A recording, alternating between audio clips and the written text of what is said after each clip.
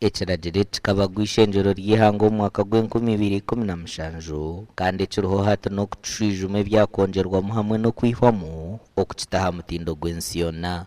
Twatuula mwaka ogwa 2007 ne tubaga ekiwandiiko mwe twassa buli kimu kye tulaba nti bye tuteekeddwa okuteekako essira okutumbula ebyobusuubuzi wamu n'amakolero, era nga tuweewa emyaka 10 okuva mu mwaka ogwa 2007 okutuuka 2017.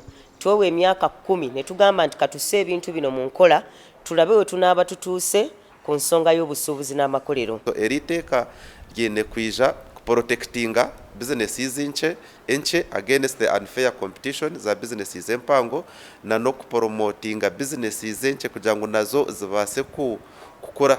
Nesuubi nteteeke pya bennabangalize kyovola batwagala beebuulize ddala buli muntu gwekikwatako all the stakeholders and actors in the policy formulation bikwatagana n'ebyobusuubuzi babeere nga beebuuzibwako bulungi nnyo era ebirowoozo byabwe biteekebwe mu kiwandiiko ekyo, then tubeere n'enkola ennungi policy egenda okubeera nti ebizibu ebibaddewo ate tutubiddamu. Omuri Mbarara abajwekyerwa ku rw'omuminisitule w'ebyobusuubuzi hamwe n'abanyabiragiro bamazire ebiro bishatu omuri Mbarara barikwebuuzaho abanyamyuga batari bamwe na bamwe okwekiragiro eki kyakutereezebwa kurungi. Emabega luli tulinanga ebyamaguzi bye twasangako essira ng'emmwanyi nga pamba ng'amajaani, naye we twogerera ebintu bikyuse. Olwaliro twogera golodi kyekimu ku bintu kati zaabu Uganda byesinga okutunda mawanga g'ebweru nga tumutwala Middle East mawanga ga Buwarabu luli tekyaliwo. Olwaliro twogera ku mafuta ne gas.